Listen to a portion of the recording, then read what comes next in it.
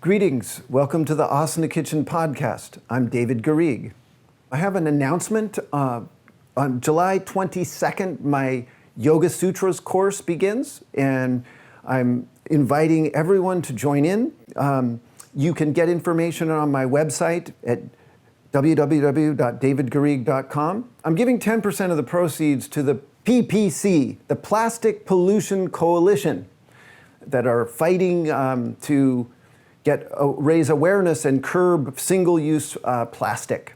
Right. So to me, the Ahimsa, the first yama of the first limb of yoga, it needs to be like constantly in the conversation now. How can you use yoga to meet the circumstances you're encountering now? With social media and just the climate of everything, conflict looms large in our lives. Seems to me larger than ever. And that is the subject of Ahimsa, and that's the subject of the foundation of yoga. I myself am undertaking a practice of keeping Ahimsa close to me, the meditation upon it. I recently got into a conflict and partly triggered the things that I want to talk to you about here. And then also I read James Hillman's article called Betrayal that I'm going to provide the link for in this, that is also a source for this kind of conversation about Ahimsa and so defining Ahimsa and remembering that yoga, no matter what context, so if it's philosophy, so like the Ahimsa is coming from the Yoga Sutras, or whether it's hatha yoga, it's always practical. Okay, so that's something to really remember, that yoga is like looking at life, the challenges of kind of meeting life skillfully and soulfully and lovingly, and trying to give practical guidance in every circumstance. Okay, so Ahimsa is that, it's practical, which means the opposite of aggression or conflict. And it comes out as non-harming. I think that as yogis, we can get this ideal that Ahimsa means to avoid conflict, and that somehow we should shy away from it or behave so pure, with such purity and such wisdom, that we never harm anyone.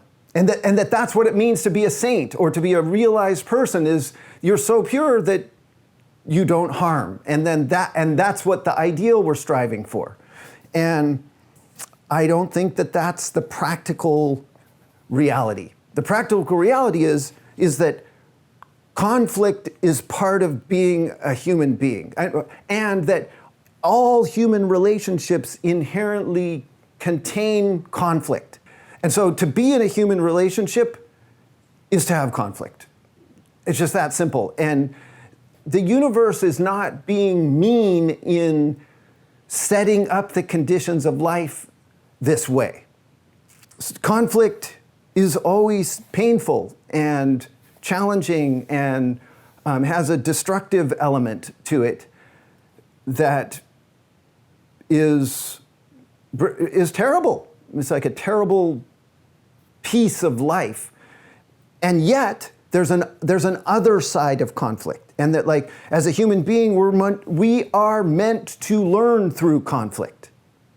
And that's where I'm trying to get with this kind of contemplation of Ahimsa. So that Ahimsa, it partially means entering into a very conscious relationship with conflict, not avoiding conflict or trying to become so good that we never encounter conflict.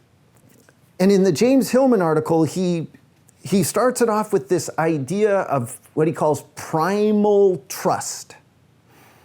There's a certain trust a naive trust in life that's sort of built in, and he's relating it to like the Garden of Eden. But that primal trust is, by necessity, needs to be broken, and through betrayal.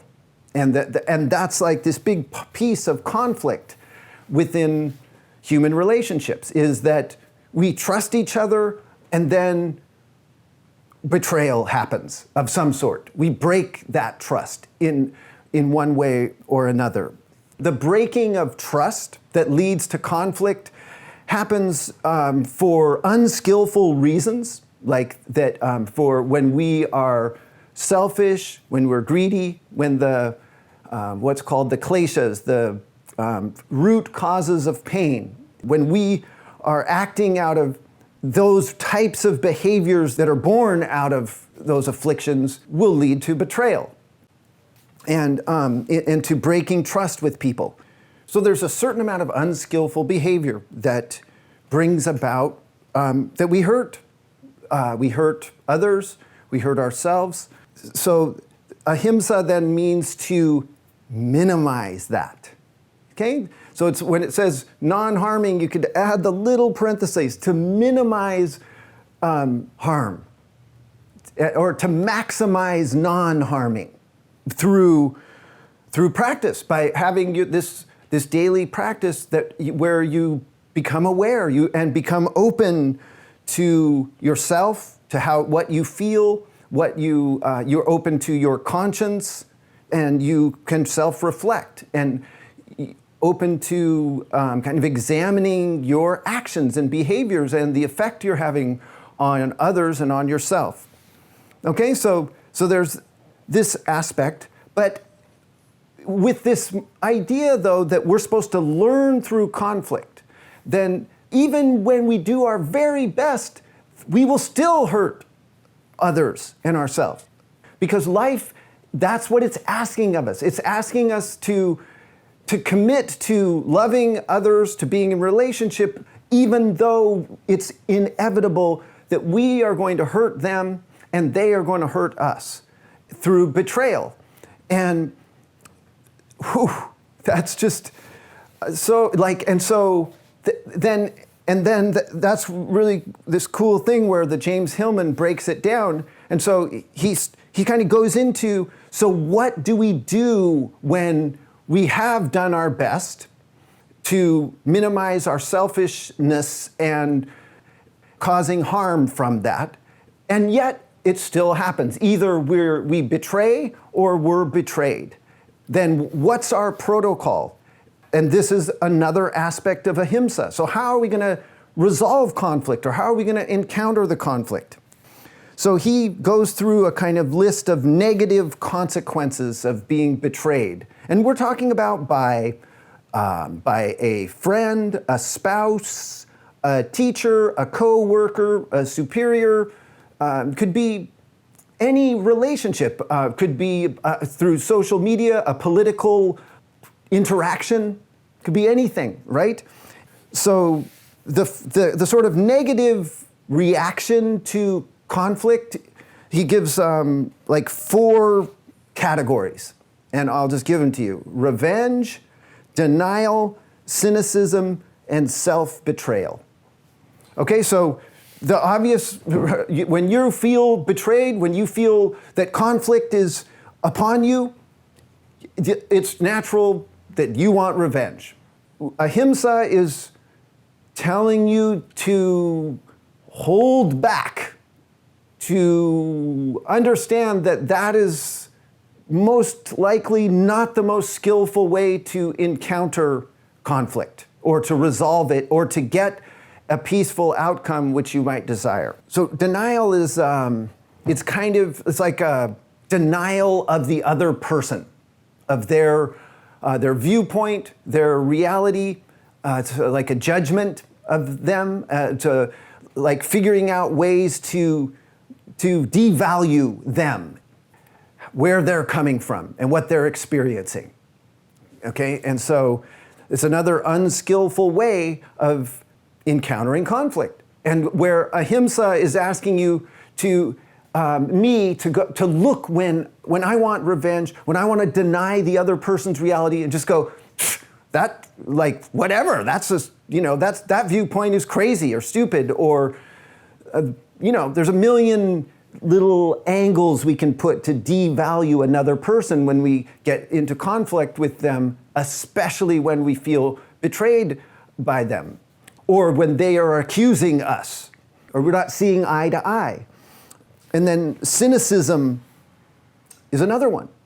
We become sort of jaded on the other person, and we also become jaded on just basically jaded that on human relationships, and that you can never really put yourself out there and trust that you'll be received well. It's kind of like getting very tough in response to being betrayed. That you don't trust because no one deserves your trust.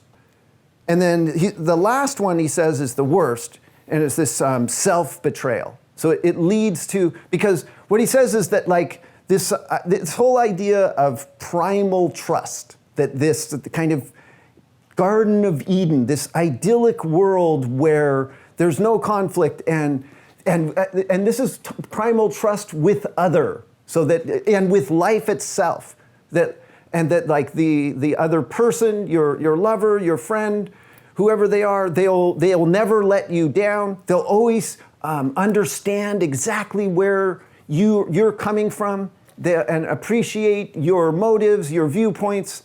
And when you feel that you have that kind of trust, and it hasn't been broken, you're open. It's like you're yourself. You're completely expressive.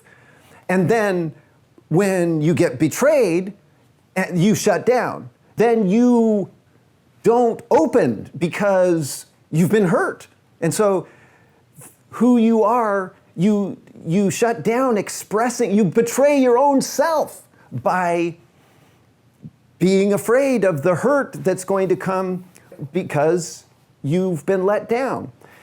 James Hillman quotes Carl Jung in this article, and one of the things he comes to, which I think is amazing, and that's parallel to yoga, is that there's an idea that Jung had, he called it individuation, and that was kind of like when you really work through to a clear psychological place. Like the highest psychology is a place of individuation, and where complexes and imitation and kind of things that are not authentically you fall away.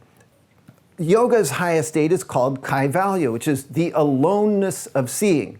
And so in this very profound sense, each of us is meant to come to a place of self-trust. The further we go in life, the more we're less dependent on the material world. Anything outside of us, we don't need that to fulfill us. So when we are betrayed and life itself shoots us down, or people let us down, important people, and we start to shut down, then that road to kind of individuation, it can be interrupted. And that's what he's calling self-betrayal. So it's got this very large play out. Life is forcing conflict on us as a way of being a human being and learning.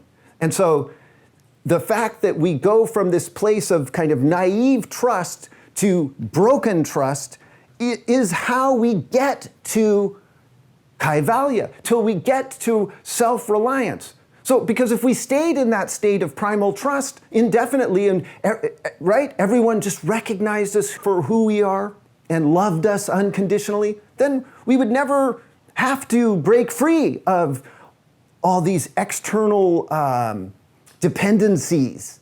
You partly need to be betrayed to get to trusting yourself. But then he goes further with it, and that the last, so he had revenge, denial, cynicism, and self-betrayal as these kind of negative qualities. But then, and he gets to forgiveness. Okay, so forgiveness is like the highest, or a very high human quality. He talks about that betrayal is we can't even learn about trust and forgiveness unless we're betrayed. And so that you could even say that when people let us down, which is just part of human life, part of relationships, that part of what is supposed to happen there is we're supposed to learn to forgive through that. And so he spends some time like qualifying what conditions that are needed for forgiveness. So it is enough just to know that Ahimsa, you're sort of acknowledging conflict, that it's just part of every relationship you enter into. And you're minimizing conflict that comes from selfish, from kleshas, by skillful behavior. And then you are entering into a path to forgiveness when you are betrayed or when you betray. When you're betrayed, you're looking for forgiveness. When you are the betrayer, you're looking for atonement. Okay, so there's the betrayer, the betrayed, and the betrayal. The betrayer needs to atone. So when you're in a conflict, you've got to look at the ways that you've done wrong. And this atoning, and what Jung called it, is carrying sin. Okay, so that carrying your sins versus unloading them upon others. Okay, so it's a very important thing, is that part of your self-reflection is to see when you have harmed another person through your actions, either through your unskillful behavior or from a deeper place that you did your very best, but it still happened.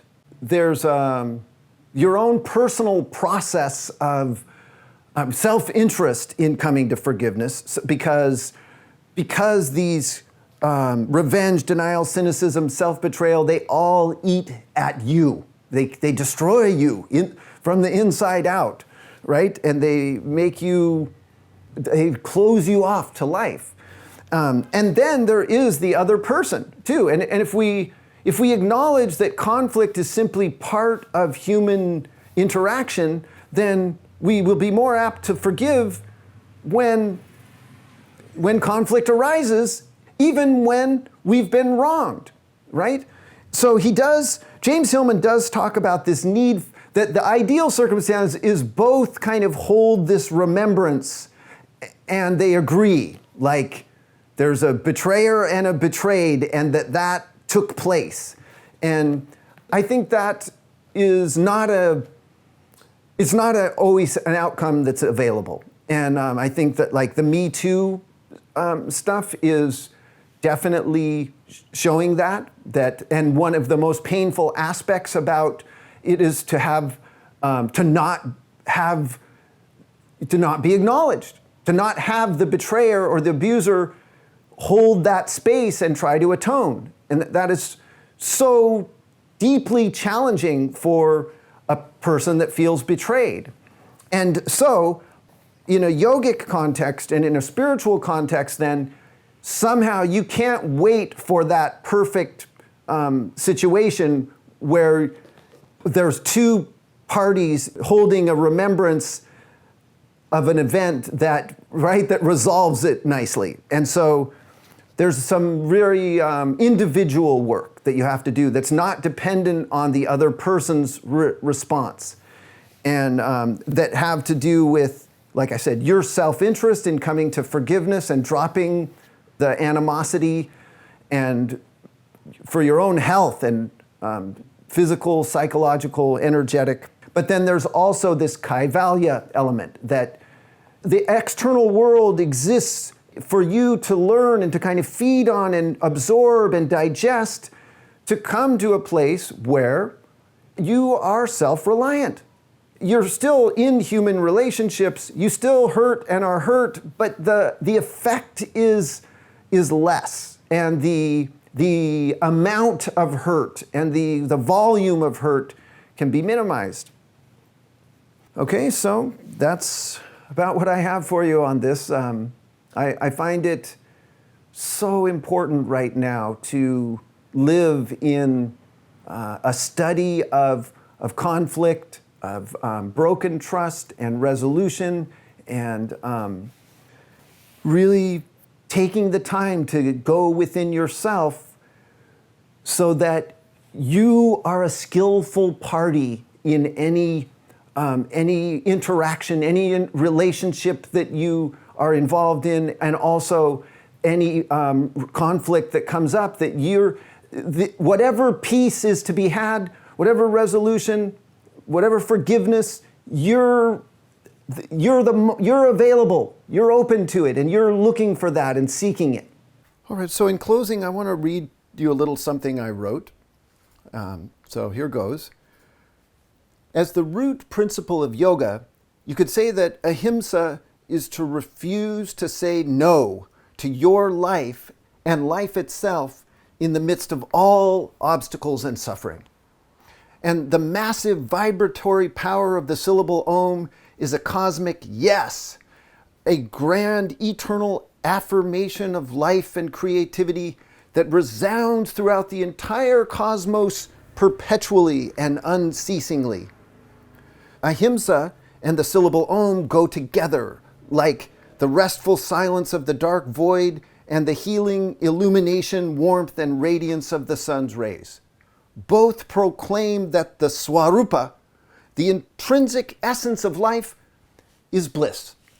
And so, when we don't fall into these negative coping mechanisms in the face of conflict, two important things happen. So one, we're able to better empathize with others. We become better conduits for peacemaking and better individuals, partners, and citizens. Secondly, our own convictions crystallize. So we become more clear about what we're standing up for. We stop wasting our energy on matters that do not belong at the heart of whatever brought on the conflict. We become better agents for bringing about positive change and for realizing our visions for transforming the world we live in. So conflict is essential to human growth, and often fighting for something is worthy and necessary.